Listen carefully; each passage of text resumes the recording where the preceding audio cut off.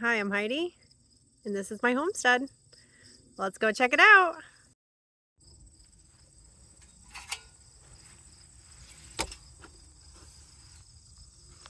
The sunflowers are starting to bow, and that means autumn is close at hand.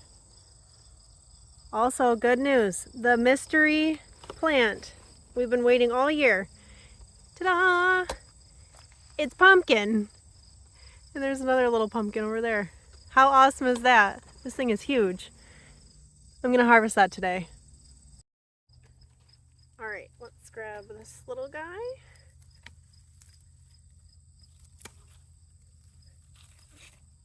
Look how cute that is. I don't think this is a pie-eating pumpkin. I did cut into one of the other ones, and it just really didn't have like almost any meat in it. I think these are the jack-o'-lantern variety, which is why this one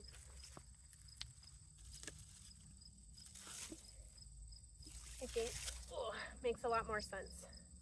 So these are really cute, and I'm gonna put them on my front porch for little fall decorations. Okay, look at these cool butterflies on the zinnia right now. Ooh, there's another one over here. I haven't seen this variety yet. Super cool. All right, the beans are still coming in strong. I thought they were almost done, but they seem to have gotten like a second wave about them. So I'm gonna go ahead and pick all of these. I have some family coming over this weekend actually, so I think one of the side dishes I will be serving them is something with beans. So nice and farm fresh.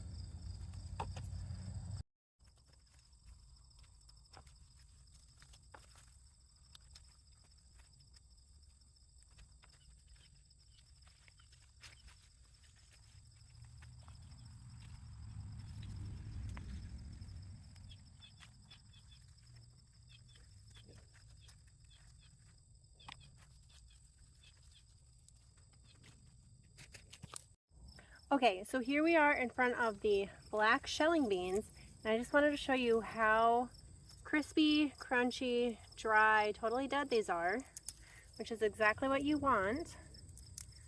And then you open them. This is my first time growing these. Oop, one just flew away. And look, little black beans. I think from this section, it's going to be like an extremely small amount of black beans that we actually harvest, like maybe one meal's worth. But this was more of an experiment plant, and I think in the future I am going to grow these again, but I'm going to do it over in the wilderness section of the garden, and I'm going to do like a lot more plants so that we get more black beans, because this is pretty cool. I'm pretty happy with that. So in a few days I'll probably come out here. It rained not too long ago, so these are just a hair wet still. So I'm going to wait for them to dry out, and then I will come out here and harvest all the black beans. And to round out the first bed, we have some radishes, and then there's the red giant mustard that is still growing. The first frost date is coming October 11th, but the red mustard should be okay. It should make it. And then I did want to show you, look at these monster radishes. Let's go ahead and pull that. Nice. We have that one, and then there's one more in here. Yeah, this one. Oop, took his little sidekick. That's okay. Awesome. So I think those are going to go on salad for dinner tonight. And of course, I can't forget the trellis of the pole beans. These happy little sunflowers. So let's go ahead and harvest up this trellis. I only planted half of it with pole beans. The other half was cucumbers, and the cucumbers did horribly. Probably harvested like 2 cucumbers the whole season. They are not my forte, but let's go ahead and get the beans, which seem to be my forte.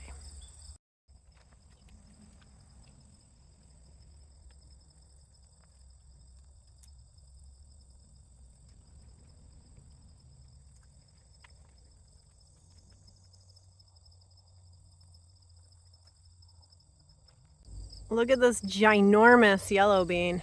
I think at this point it's so big it wouldn't actually be good for eating. So I'm gonna go ahead and leave this out here to dry, and then I will collect seeds from that and use that to grow more beans next year.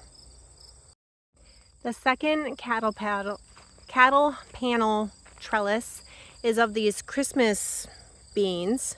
I think they're a lima bean variety, and they were supposed to be really fast producing. They are growing like crazy, so I'm hoping that they're going to set flowers soon and we'll be able to get a harvest from them before that first frost, because it is coming in just a few weeks here. The second bed is maybe one of my favorite ones of the season, with all the zinnia. I have been harvesting bouquets of flowers non-stop from this little patch. I'm definitely going to expand it for next year.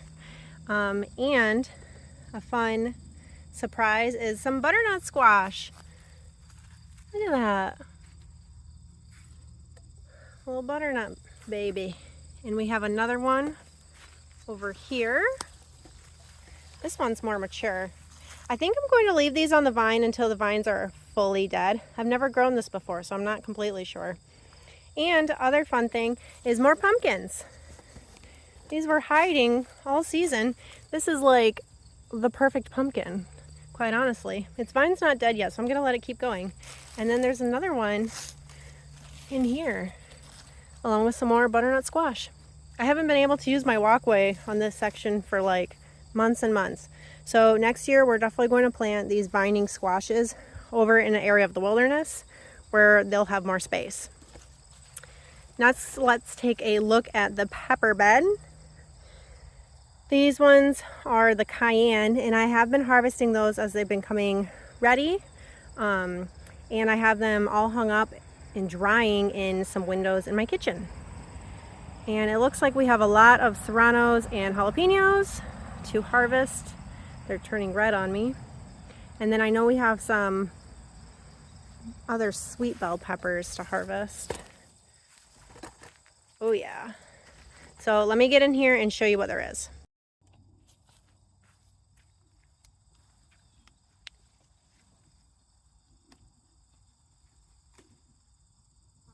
Nice, red bell pepper.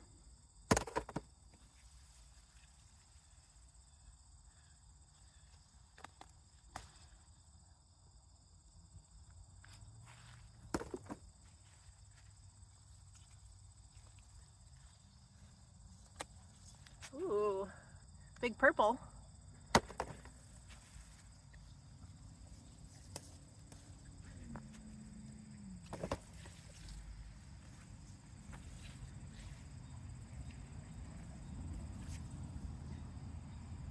Tell you what, these peppers have sure taken their time all season to ripen, and we're finally there.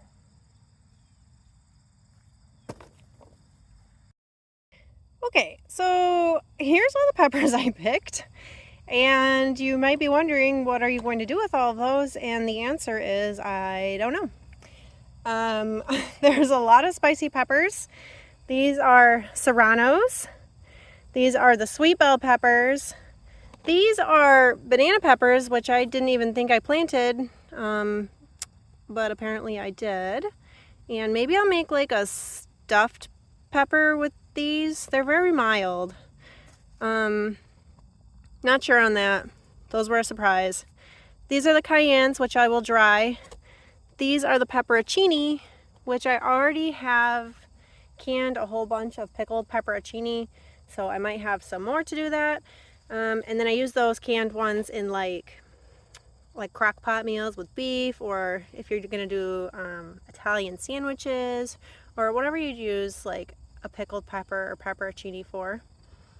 And then I have a whole pile of jalapenos, and last year I made hot sauce out of all my extra peppers, but I still have a jar of that. So maybe I will make jalapeno poppers with those, and then I can freeze them and use them throughout the winter when I need like quick snacks or easy appetizers. Okay, so apparently I'm in like a ant nest right now, and I just had ants all over me. So we are going to keep on moving, keep this going, and leave these ants behind. All right, we're in the cabbage bed, and it's looking pretty scraggly in here as of late. I have a few residual broccoli florets that I'm gonna harvest, and then I have, look at this, so sad. This super sad, crusty red cabbage. I think I'm gonna peel these layers back and give them to the chickens. And I will cut into this, but I honestly don't think it's gonna be anything. I think it'll mostly be like a big core. Same thing with that Napa cabbage. That Napa cabbage worked great as a trap crop. All the bugs and insects that were in this net, they really seemed to gravitate towards that, and they left the other things alone, which was super cool. So let me grab that one, and then I do want to show you the Brussels sprouts, which are coming along very nice. All right, so we got one more green cabbage. Here's that Napa cabbage, or Chinese cabbage, and it's honestly not too bad. Not too bad. Ooh, there's a big old slug. That'll go to the chickens. They're gonna love that. But look at this. This is really exciting. Brussels sprouts. That's how they grow, up on the stalk, and then the leaves are all up top. Brussels sprouts down below. Look at that one over there. I've never grown these before, but I am a lover of Brussels sprouts, and I'm pretty excited to have these. One of my favorite ways to prepare Brussels sprouts is you cut them up in a pan, and then, well, first in the pan you cook some diced bacon, and then you take that out, put your Brussels sprouts in the pan with onion, and then like a Caribbean jerk spice mix, and some brown sugar, salt, pepper. Mix it all together. It is so good. And I've had people who don't like Brussels sprouts request that I bring that as a Brussels sprout dish before. That's how good that Caribbean jerk and brown sugar spice mix is. So if you need Brussels sprout tips, that's what I would recommend. All right, we're moving on to the part of the garden that is closing down. This is the onion bed.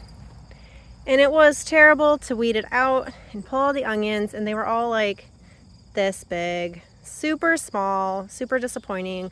I think had they matured to full size, it would have been a full year's worth of onions.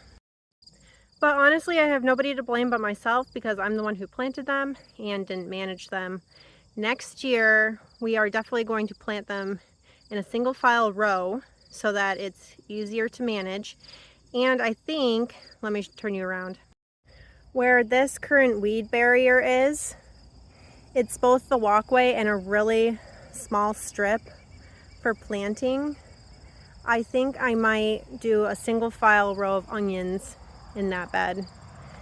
And look at all the weeds that we pulled and have yet to remove. So I think that's the plan for next year. And I'm definitely going to do at least 2 beds worth of onions, because they are easy to grow if you manage them appropriately. The tomatillos are on their way out. I made a huge batch of salsa verde, and I've slowly been still collecting some tomatillos.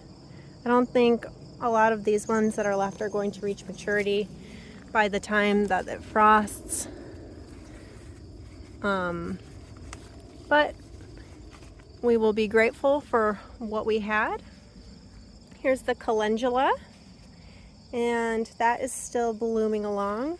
Super beautiful. I'm definitely going to grow calendula again. And one of my biggest surprises this year was how crazy good all this parsley did. We have the curly parsley and the flat leaf. They both taste like parsley, but this is like super reminiscent of back in the early 2000s, like at restaurants when your plate would come covered in parsley. That's what the curly parsley reminds me of. But we've been harvesting that. I harvest huge handfuls at a time, and then I hang them up in the window in my kitchen to dry. And then once it's totally dry, I just kind of like take my hand and crush it and then put it in a jar. And I think I'm going to have a year's supply of parsley at this point. And I think instead of continuing to just do parsley, I'm gonna do like parsley, some oregano, and some of the basil that is still out here. And then I can do like my own Italian seasoning blend. Say goodbye to the zucchini. They fought the good fight, and the squash bugs in the end got the better of us. Here's the last sad remainder.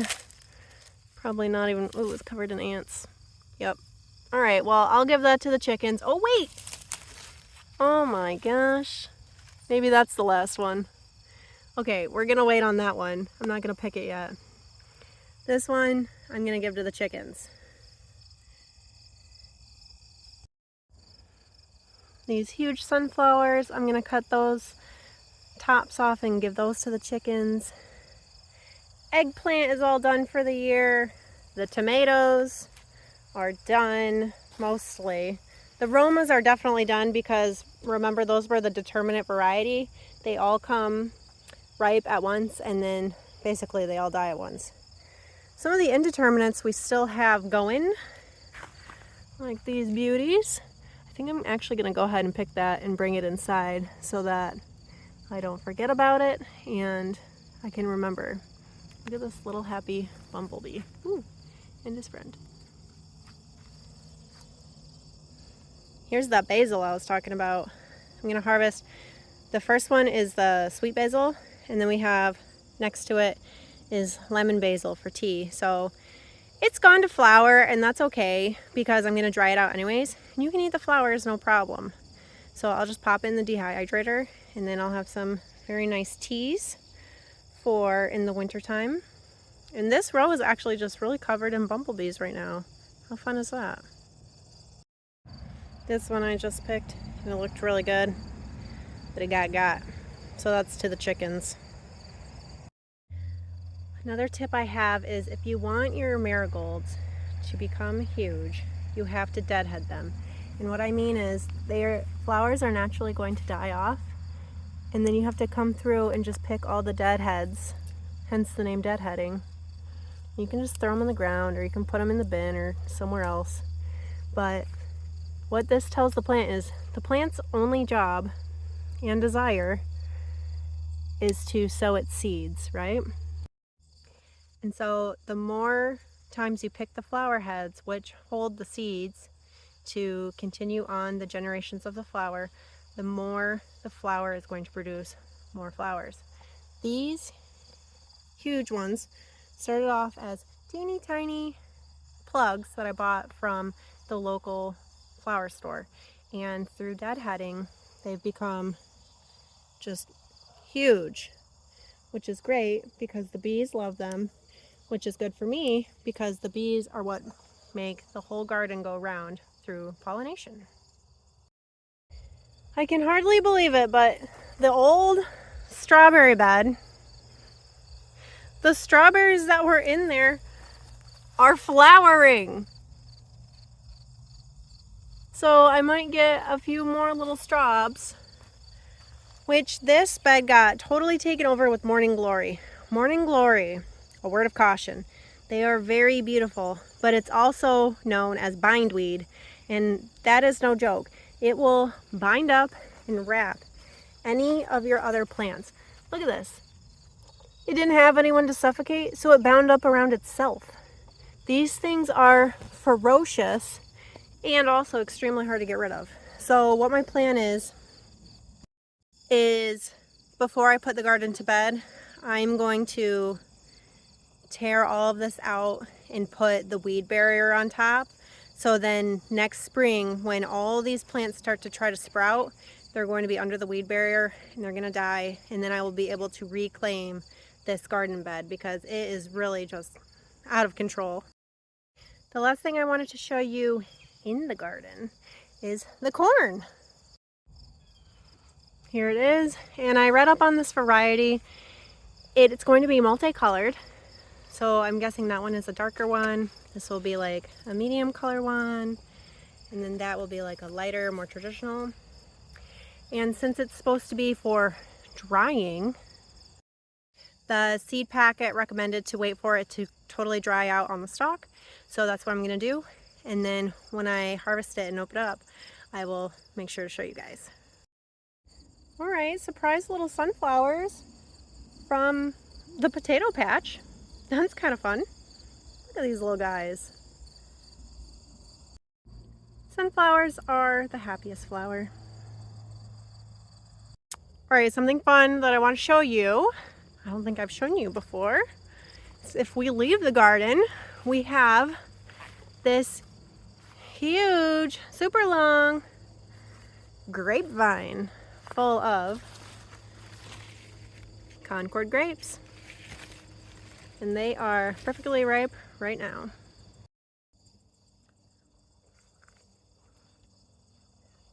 They're super sweet. They do have a seed, so I have to be aware of that. What I do is I have a steam juicer, and so we'll come out here, harvest like literal boxes and boxes of them, and then I put them in the steam juicer, and I make concord grape juice, which I can up, and then I store it in the basement, and I have my very own grape juice all season long. And another fun thing that I did with it is I started trying to get into making meads, and so I used some of the concord grape juice in honey. I put some yeast in it, and it is currently bubbling away, fermenting, and I'm really excited to try that. People always ask me about the bear. This is Fritz the bear. He was originally carved by one of our great uncles and was here before we moved in. We're currently letting him die his own natural death instead of trying to preserve him because he's really falling apart here. And I'm not even going to go up there because look at those holes, and I'm almost certain there are wasps in there. And I've already been stung by ground wasps 4 times from mowing or walking over their nest not knowing it. So I am very adverse to the bee stings right now. I got stung last week, and I still have like huge ginormous welts from where I was stung. Honestly, I think that's the most I've ever been stung in my whole life. I think when I was little, I got stung by a bee like once. And so getting stung 4 times by 2 separate nests is a lot for me. Okay, last but not least, this is super fun. This is an apple tree, and I think we've narrowed it down to Cortland apples. And look how loaded this thing is. The branches are hanging so low. We've already harvested like 2 full grocery bags worth of apples, and we have not even begun to touch the tree. And it's fun because you can just walk right up and pick yourself an apple. Now, apples are always a little dull when they come off the tree, but if you want a shiny apple, all you have to do is shine it up on your shirt. Look at that. Woo, baby. The dull side and the shiny side. Let's take a bite.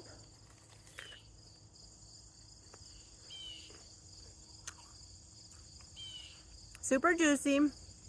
It's a little bit dry. These are really good for baking. I did try to make some applesauce with them, and by try, I did make some applesauce with them. It turned out a little chunkier than like a traditional applesauce you buy at the store, but I did do a small thing of baking with this, and they held up really, really good. So moving forward, I'm going to can up some apple pie filling, and then we're going to do lots of baked goods with all these apples, and most likely give a bunch away to friends and family. Look at this. I'm in like my own little apple sanctuary. Got these little guys. This is definitely a bumper crop, and we need to get out here and pick them because the deer, I've seen some scat around, the deer will definitely enjoy them. So if we don't get them, the deer will. We also have 2 really mature winter pear trees here and then another one there. Last year we had tons and tons of pears, but this year there doesn't seem to be that many. So I'm not sure what's up with that. But we have a Bartlett pear tree over here, which last year produced approximately 0 apples, and this year we got about a dozen. So I'm not sure completely what's up with the pear trees, but they're fun and it's free food.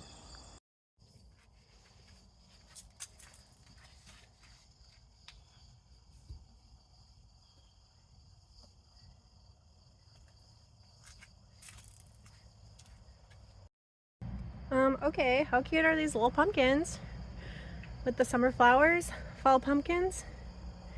I like that little juxtaposition of the changing times. Cute. All right, last but not least, let's release the ladies. I like to let them out in the evening, an hour or so before it gets dark, because they'll put themselves away. And I like to be out here to monitor them now since the hawk attack. All right, here they come. And we'll put the tomato over in the compost pile for them. I love that. I love having, it's not very pretty, but this compost area keeps all the compost stuff where it should be. It keeps the chickens wanting to be over in this area. And really, it just makes a lot of sense. You can't just throw chicken food all over the yard, because that's not how compost works. It has to be in a specific area to be maintained. And look at this, I opened the door. The chickens, instead of laying in their very beautiful nesting area, they like to lay right underneath the door. So we'll grab those. And you might notice a whole bunch of feathers laying around. It's that time of year for the chickens to molt, and so they just naturally lose their feathers and they'll grow them back.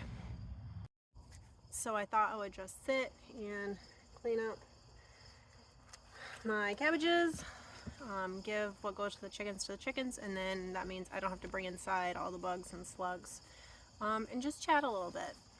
So it's mid-September, actually mid to late September, and a lot of people think that that means gardening is over, and you would be half correct. Where I live, I don't really have time for a huge fall garden, nor have I perfected that. I would still call myself a novice to mid-tier gardener. But there are lots of things to do in the garden in the fall, which is nice because it's finally not going to be scorching 90-degree days during the day, and so you can really take your time and enjoy it. So a few of those would include, the fall is when it's time to plant garlic. Garlic needs to be in the ground and have the cold and the frost on it so that you have really good harvest the next year. So that is a plant that takes technically a really long time, but also it's one of the most hands-off plants that I do, because once I put the garlic in the ground, I just cover it with mulch and I leave it until next year. And fun fact, in a garlic bulb, every garlic clove can be planted if you leave the skin on them, and that will become a whole nother garlic bed. Oh, that is a chicken sneezing. That's a weird noise. Look at this huge slug. You see that? Yuck. This one actually has a lot of slugs on it. I'm not sure about those. But yeah, so there's still lots of activities to do in the fall. Another thing that we'll have to do is close down the garden and tuck it all in. And what I mean by that is I go through one last time, I weed everything really, really good, and then we will, what I call tucking in the garden for the long winter's nap, is I will take all the chicken clean out that's been accumulating in the coop, and I put it as on top of, I put another layer of compost on the beds, and then I will use the chicken clean out as the mulch for it, and that slowly breaks down, gets really good nutrients throughout the year, and is a great way to use all the things that the farm provides. For the chickens, I do what's called the deep litter method, which means I only clean the coop out twice per year. And that works really well in the winter because as I put more and more layers of the pine shavings down that they scratch around and poop on and essentially move around, it decomposes. And then when it gets a little too decomposed, I'll go in and put another layer of pine shavings right on top of it. And I don't turn it because the chickens will turn it. I just keep layering and layering and layering. And that, as it decomposes, will naturally heat the coop. I do not put extra heat in my coop in the winter, even when it's like in the negatives, because it doesn't need it. One, it's a huge fire hazard. Think about it, you're putting a heat lamp over pine shavings in a wooden box, essentially. Huge fire hazard. And two, chickens don't need supplemental heating for as cold as our winters get. Maybe if you were like in Canada or remote parts of Alaska, but here they do not. They know how to warm themselves up, and the decomposition in the coop also helps them with that. All right, look at that Napa cabbage. That turned out pretty good, actually. So there you have it. That is my September fall garden tour. I hope you're enjoying these. I'm really enjoying making them and just sharing all that the garden has to offer. I find a lot of peace out in the garden, and like I've said before, it is a good workout when you have to do all those wheelbarrows full of compost and bedding and getting everything ready. So with that, I will leave you to it, and I'm going to finish up with my cabbages. Thanks, and I'll see you on the next tour.